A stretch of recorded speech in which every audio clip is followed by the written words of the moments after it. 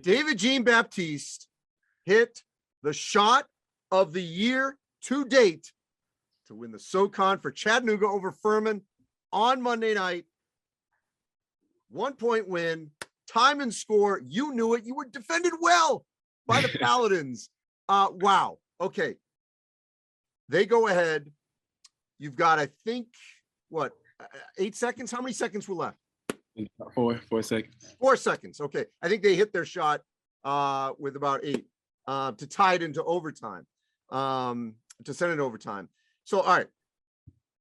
When you see that they've just scored at the other end, walk me through what your vision is as you're coming up court, trying to manage the clock and getting in position to take that shot.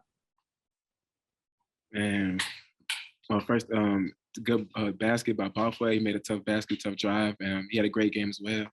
And just, once it went in, I looked up, I knew we had 4 seconds. And for me, I just wanted to put myself in the best position possible to at least get a shot attempt. No one had to go to full length for the court. And man, once I got it, man, I just tried to get myself in that position, went down, and once I let it go, it felt like it took the ball forever for it to reach the basket. And man, once it did, man, it was just a lost feeling at that point. It was amazing, man. It was a surreal shot, like, a dream come true. You dream of those, as a kid, you dream of those shots going in, and especially for a moment like this, man, it's unbelievable, man. It's unreal. So listen, David, I thought Furman did a good job on you. They didn't foul. They basically trapped you. What kind of vision did you have to the basket?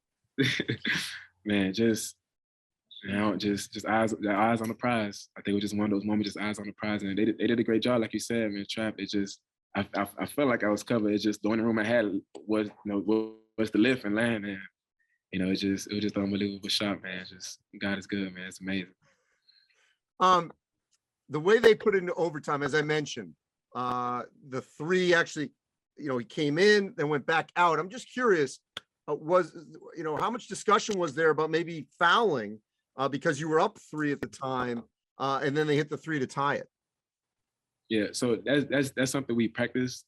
That's something we definitely did practice, but I guess in the heat of the moment, it was, everything was happening so fast, and coach we did kind of go over that, beforehand, but it was just kind of like, but after it happened, we always like, yeah, that's something we practiced. But in the moment, we wasn't, everyone wasn't sure, if we should or if we shouldn't. So, it was just a good shot by Bothwell. Once again, he had a great game, great player. Your shot was another great example of why coaches probably shouldn't call a timeout in that, because the defense is reacting. They're excited. They just went up, and then you've got the momentum going the other way. How much do you think that benefited you, that there's all that emotion of, from their side, wait, we might have just won this game, and then you're sprinting the other direction? Man, that's like you said, another great example. And even with that being the case, Furman still did a great job of, putting those 2 guys on the ball, like you said, man. It was just, but still having the defense on their toes, and kind of just got in that position, and the shot just fell, man. It's crazy, unbelievable shot, man. All right, so you've been in the SoCon a while. You took advantage of the COVID year, but there was even talk of a transfer portal. What were you thinking? Oh man, it was just a time of, like what else was out there, for me, just a time of just to test it out, just test it out, did my 4 years, at Chattanooga, and it was a moment for me where, like what else is out there, and I sat down, prayed about it, and God, he answered my prayers. It was like, man, the city, man, how they been there, for me since 2016. And for me, I just sat down and thought about it. It was like, man, like, this is the city to be in, the fans, like, the love is here, and everything is here. Why go somewhere else and try to find it, when it's all here for you? And God just, he sat down with me, and we talked about it, and, best decision I ever made in my life, man. Now we're here. All right, so I saw, obviously, the celebration, running down court. You've got the net, the trophy right there. What was it like in the locker room, the embrace with Lamont Paris, your head coach, who's obviously been there with you the last couple of years and probably in this decision process? What was that like? Man, well, I still haven't made it back to the locker room. It's been crazy. It's been crazy since that, man. But just after, man, just the embracing with all the coaches, man, just my teammates, man, everything worked for it since the summertime, man. man, the guys deserve it, man. Every single one of them, man. From the freshman to Josh, you know, to the last, man. It's been unreal, man. They all deserve it. What part of this moment, because there's a lot of moments within the moment, what part do you think you're gonna remember the most?